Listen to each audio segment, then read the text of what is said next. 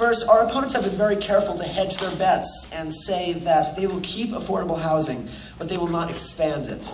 The fact is, there are people who currently don't have access to affordable housing. There are too many people and too few instances where affordable housing is available. Now, they've agreed with us. They've agreed that housing is a basic human right. And implicit with that given, the government has the obligation to protect that right.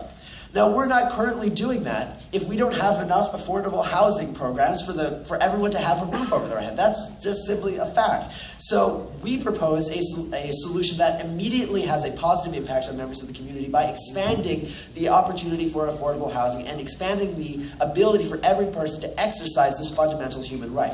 Now, our opponents would probably say that they are also providing an alternative. They are providing the alternative of expanded access to education.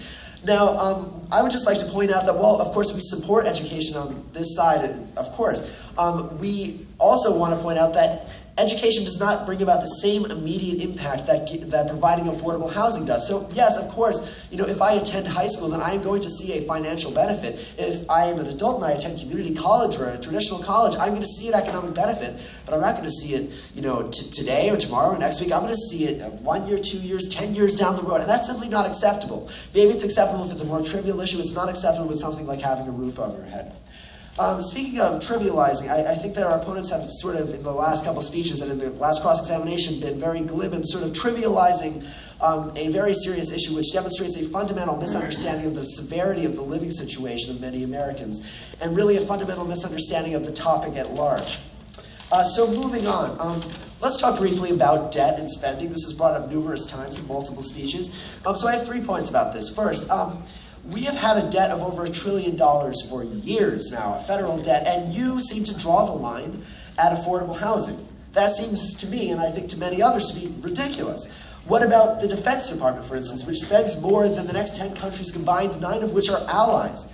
Secondly, debt is not inherently bad. Our interest rates as the United States are actually so low that it is currently more profitable for us to borrow money than it is to maintain a low debt. That is because the United States operates one of the most trustworthy economies in the world.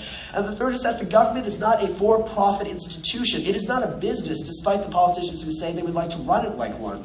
I'm fine with running a debt that we've already held for years and years if it means that a single mother has a home for her children to go back to. I am fine with that, and I think that most people in this audience would be fine for that. We have to prioritize, and I think this is a worthwhile thing to be spending on because it benefits a whole multiple generations of people, actually. So finally, let's address the issue of segregation. Our opponents have erroneously pointed out that we are in favor of segregation. In fact, we are in favor of just the opposite.